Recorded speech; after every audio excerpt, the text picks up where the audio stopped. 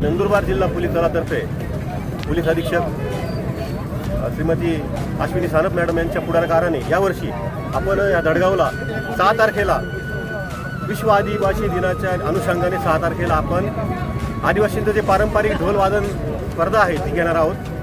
तर ते आम्ही एक प्रेस नोट पण आज दिलेली आहे। त्याच्यासाठी आम्ही 21,000, 15,000 आणि 11,000 अशी 3 बक्षिसं ठेवलेले आहेत। प्रोत्साहनपर प्रत्येक ढोल पार्टीला आपण 1,000 रुपये मानधन देणार आहोत।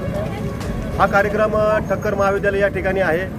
मी सर्वांना विनंती करतो सर्व या आदिवासी दिनानिमित्त की त्या पारंपरिक वेशभूषेमध्ये आपण स्त्रिया पुरुषांनी त्या ठिकाणी यावं, ढोल वादन स्पर्धेचा आनंद घ्यावा आणि असं मी आमच्या जिल्हा पोलीस दलाच्या आणि पोलीस अधीक्षक मॅडमच्या वतीनं सर्वांना आवाहन करतो। सर्वांनी यावं ही आमची विनंती आहे।